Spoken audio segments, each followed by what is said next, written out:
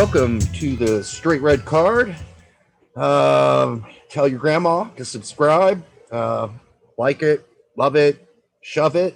I don't know, whatever works for you. Share it with your dog, share it with your friends, and comment on the show unless your name's Richard Braxton. All right, let's start the show. We have got we had just a flurry of things come at us today when the Gold Cup roster was released, Brett. And one of the flurries that came out was, hey, Canada's bringing Alphonso Davies. Hey, Mexico's bringing Chucky Lozano. They're bringing Jesus Corona. They're bringing Eric Gutierrez. Where is McKennie, Adams, and Pulisic, man? If they're bringing their guys, why aren't we bringing ours? So I'll let you start handling that question because it was so prolific, and I think you spent most of the day talking about it. I definitely spent a chunk of my day talking about this. But, I mean, I feel like most people are just glossing over the fact that, quite frankly, this is a very congested schedule for the United States national team. Now, I'm not saying it's not congested for everybody else. It obviously is. Not for Canada. Well, I mean, they had World Cup qualifying while we were doing Nations League. That's true. Yep, you're right. We had Nations League in June. We have Gold Cup in July, and then from August to November, and then March to May, I think. Yeah, it is nonstop, 3 games a month, World Cup qualifying. Now you take that's already a lot of games smashed into one time frame, a small time frame. But then you take into consideration that most of our key starters that are in Europe are playing in league games. They're playing League Cups. They're playing in Europa or Champions League. And then you're going to be every 2 weeks, you're going to be taking them away from their clubs, playing 3 games in 6 to 7 days, and then throwing them back to their clubs. I'm okay with giving our key starters a break. Yeah, I think we have to. I mean, I would have liked to seen a few of the lower Euro guys come over, but this is a risk by Tata Martino in a lot of ways, right? Because he's bringing in guys that might get exhausted. I mean, Hector Herrera, I mean, he's no spring chicken anymore, Jonathan Dos Santos is no spring chicken either. I mean, at least he plays in MLS. I mean, they have a very older team, and so, maybe they can take those risks, but I think you brought up another point. Well, I was to say you brought up the French players from Europe. Like maybe it would be nice to see them play, but I mean, how many of our players in Europe all have new coaches this year? How many of them are going to have new clubs? I mean, how many of them play at way bigger clubs? Yeah. Than Ajax is still a big club, but it's nothing compared to Dortmund. It's nothing compared to Juventus. It's nothing compared to Chelsea. So, yeah, if you play for PSV, you can probably go. If you play for Celta Vigo, yeah, maybe you can go and play for Mexico. But our guys need a rest. And a lot of them, I think you brought up before, are injury prone. Yeah. Well, I mean, Pulisic and Adams are always injured, it seems like. And at unfortunate timings when coming to the national teams. On top of that, McKennie played roughly about 3/4 of the last season with Juve, playing a match every 3 to 5 days. But he had a back injury almost the entire season. Yep. But given other injuries and COVID restrictions and stuff like that, Juve played him a lot. And it's nice to have a little time off just to recover physically, but also mentally before it really gets hectic. Yeah, I think a lot of people are going to say, well, then, all right, we can't have those guys because all of them had injuries last season, a lot of them. Adams, Pulisic, McKennie. But why not De La Torre? Well, De La Torre turned it down. We found out later that Greg did want to include him on the 59, and De La Torre said, no, I don't. I think it's more important that you judge me off my club performances. And Greg was like, okay with that. CCV, looking for a new club. Yep. Eric Palmer Brown, looking for a new club.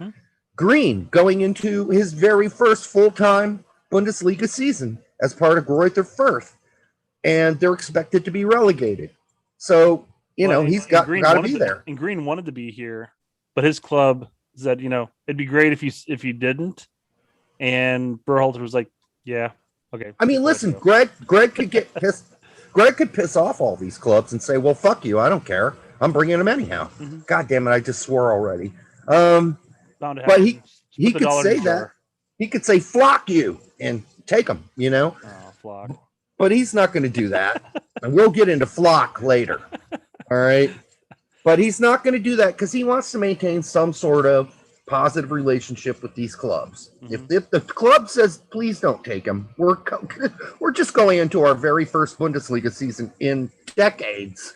And we have this guy named Green on our team, and he's really important to us. And we don't want him out there jacking around with you and getting injured or whatever as we're heading into a relegation battle from day one in the Bundesliga. So that's why, folks, that's why you're not seeing Dest. Dest plays with Barcelona. That's why you're not seeing Anthony Robinson. He's looking to find a way to get out of Fulham before. Yep. You know, I mean, all these guys, not all of them. Sargent's looking for a new home. Horvath's looking for a new home. Well, Hoppy, hopefully, but he at least, he's still. Schalke didn't want Hoppy to play in the Gold Cup, but for some reason, Hoppy said, "Nah, brah, I'll play." Yeah, well, I think that's because Schalke's going to have to play Hoppy hell or high water next season. True. And Hoppy knows it. Yeah, that's a great point.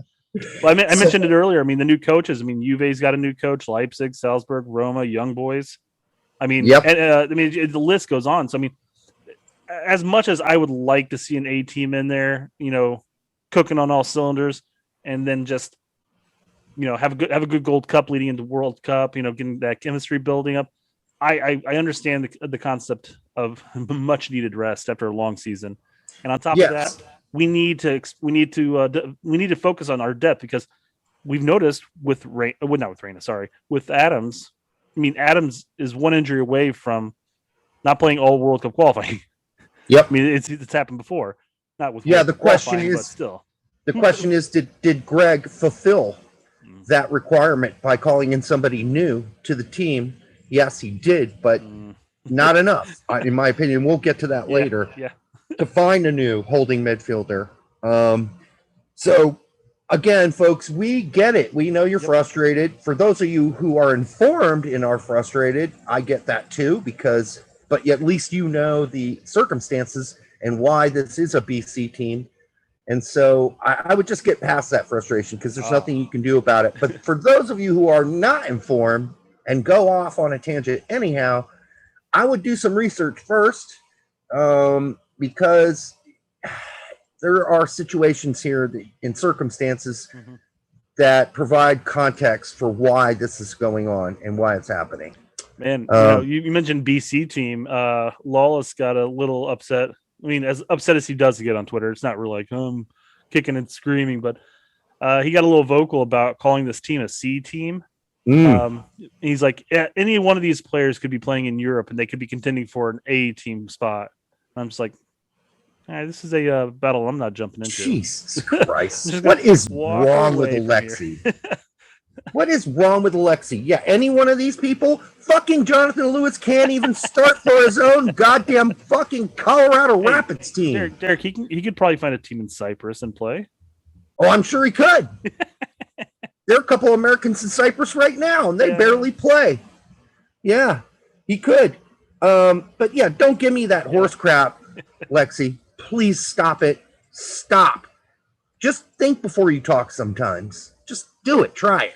I know you're not paid to think. You're paid to blabber. But okay. All right. We better move on to the next segment, which is actually covering this roster. So until the next time, which is going to be soon on the next on the Straight Red Card, go pet your dog.